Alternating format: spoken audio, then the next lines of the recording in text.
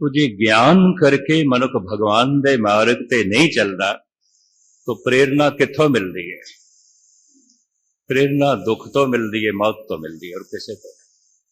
इस वास्ते गुरु नानक देव जी महाराज कहते ने, परमात्मा नू तू बाद दे च कबूल कर, मरना पहले कबूल कर। पहला मरण कबूल, जीवन की छड़ आस, होए सबन की रेन का, तो आओ हमारे पास।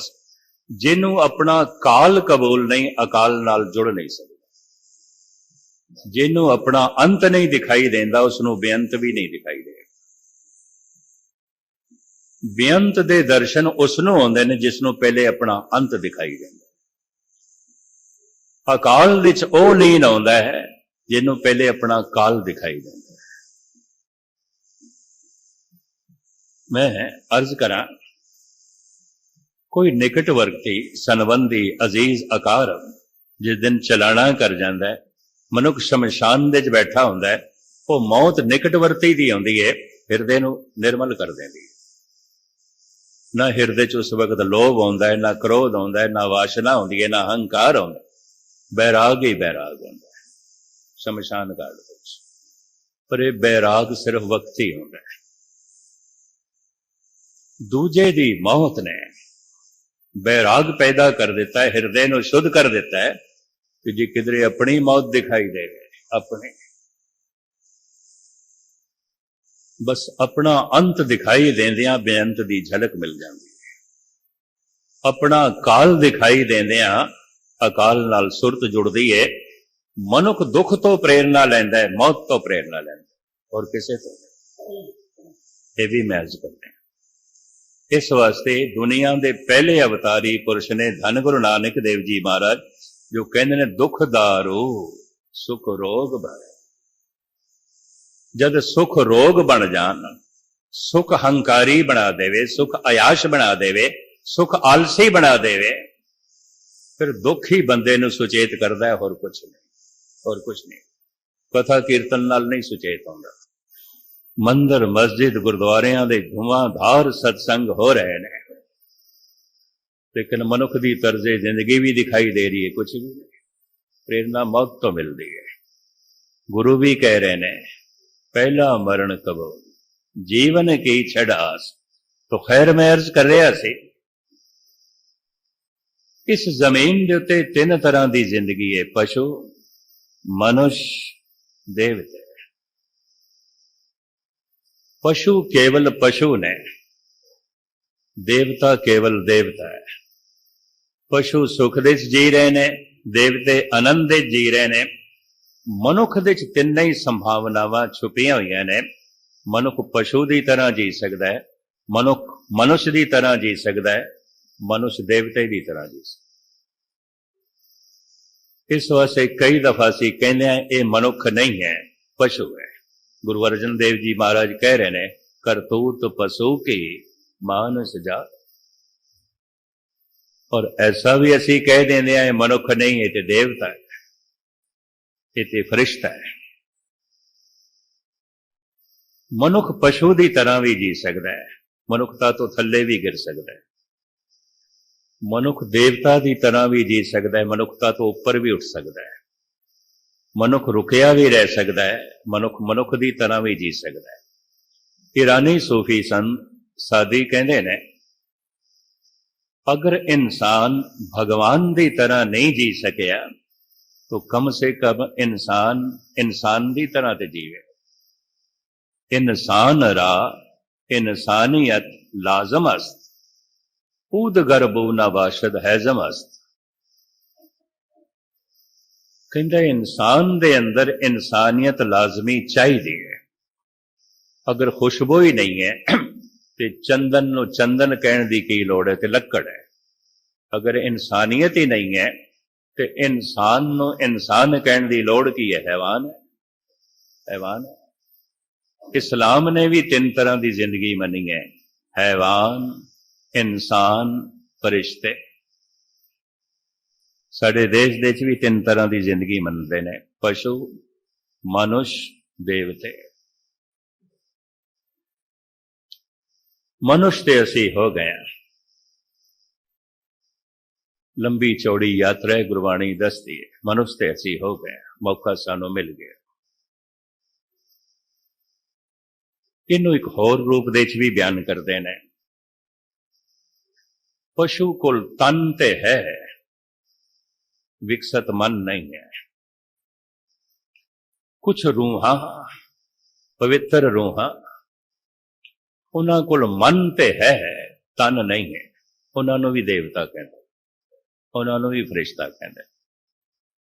कुछ रूहां जो चंगियां ने उन्होंने फरिश्ता देवता कह देंदे ने, जो माड़ियां ने उन्होंने भूत प्रेत कह देंदे ने। कई कोट भूत प्रेत सोकर मिर्गा।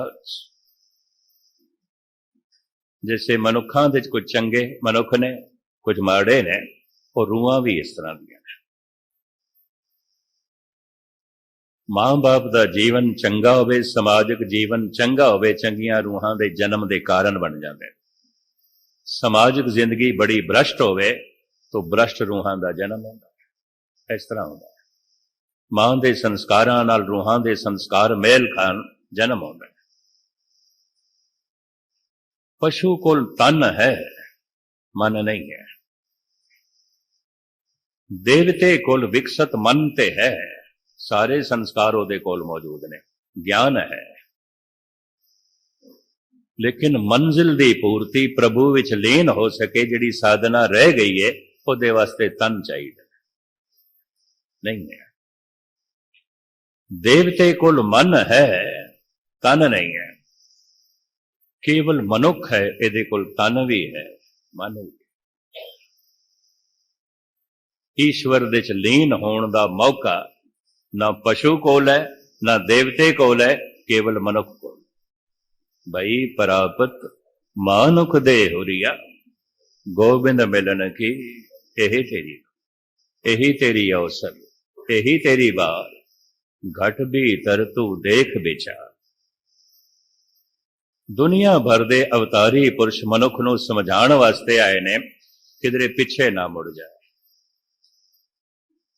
पानी निवाण दी तरफ अपने आप जाता है, पर चढ़ाइयां ते चाड़ना होवे तो प्रेशर देना पेगा, उंज नहीं। जिंदगी निवाण दी तरफ, पशुआं दी तरफ अपने आप जाती है।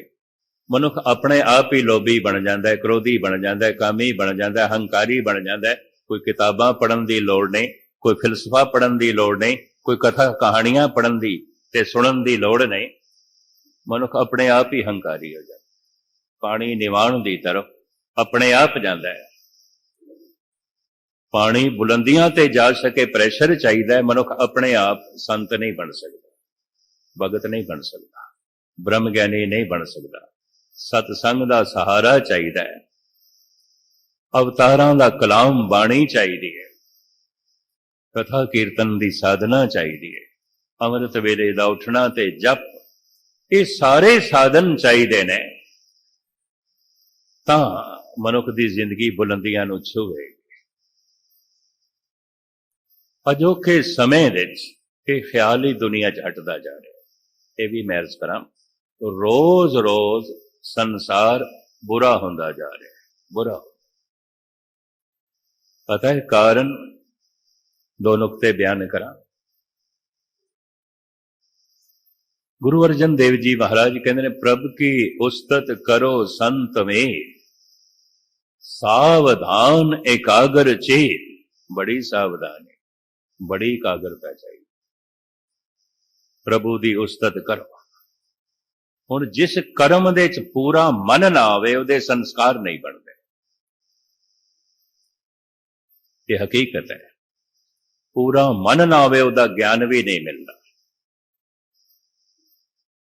और ध्यान ते ज्ञान दोवें कट्ठे जुड़े हुए ने। ये नुकता मैं थोड़े सामने रखा। बिना ध्यान की एकाग्रता तो किसी भी वस्तु का ज्ञान हासिल करना बड़ा औखा है, औखा है। ये दो नुकते बड़े ध्यान नाल सुनना, अभ्यासी सजना दे काम आउणगे। नवी नवी साइकिल चलानी सीखनी है, बड़ा ध्यान है, बड़ी एकाग्रता। क्यों? अगर एकाग्रता भंग हो गई तो साइकिल भी गई, तो साइकिल चलाने वाला भी गया। ਲੱਤਾਂ ਬਾਹਾਂ ਟੁੱਟਣਗੇ। एकाग्रता है, सावधानी है। जैसे जैसे ध्यान की एकाग्रता ज्ञान बन जाती है, साइकिल चलाना आ जाता है, ध्यान बिखर जाता है। फिर तो हुण दूजे नाल गप्पां मारदे आ साइकिल चला रहे हैं। नवा नवा स्कूटर चलाना सीखना है, बड़ी ध्यान की एकाग्रता है। उन्होंने पता है एकाग्रता मेरी भंग हो गई तो स्कूटर भी गया तो मैं भी गया, मेरी भी खैर कोई नहीं। बड़ी एकाग्रता है, बड़े ध्यान का टिकाव है। सहजे सहजे अभ्यास करदियां करदियां ध्यान ज्ञान बन गया है, स्कूटर चलाना आ गया, हुण ध्यान बिखर गया है। हुण ते नाल पिछे बैठे नाल गप्पां मारदा वही चलाई जा रहे, ध्यान बिखर गया। ज्ञान दे मिलदियां ध्यान बिखर जाता। नवी नवी कार चलानी सीखनी है, बड़ी एकाग्रता। किसी गुरु पीर पैगंबर नूं आखण दी लोड़ नहीं बई एकाग्रता, ध्यान जोड़। ध्यान आपे ही जुड़ता है, क्योंकि खतरा है, खतरा है, डर है। उन्होंने पता है जे ध्यान ना होया तो कार भी गई तो मैं भी गया। तो बड़ी ध्यान की एकाग्रता है। सहजे सहजे ध्यान ज्ञान बन गया, कार चलाना आ गया। हुण ते टेप सुनदा होया जा रहा है, नाल फ्रंट सीट ते दूजा बैठा है, उहदे नाल गप्पां मारदा होया कार चला रहा है, ध्यान बिखर गया। क्यों? ध्यान ज्ञान बन गया, कार चलाना आ गया। अगर एक दफा प्रभु नाम दे च ध्यान जुड़ जाए, ध्यान कदी बिखरदा नहीं। क्यों? ज्ञान कदी पूरा नहीं होता। परमात्मा असीम है और इस सीमित जिंदगी दे उस असीम नूं पूर्ण तौर पर जानना औखा है। तो ज्ञान रोज रोज वधदा जा रहा है, ध्यान हटदा ही नहीं। उम्मीद है गल पकड़ते चाहिए होवे। जगत दे किसी भी काम दे च ध्यान जोड़िए, ध्यान जद ज्ञान बन जाता है, ध्यान बिखर जाता है। प्रभु नाम दे च ध्यान जुड़े कदी बिखरदा नहीं, कदी भी नहीं।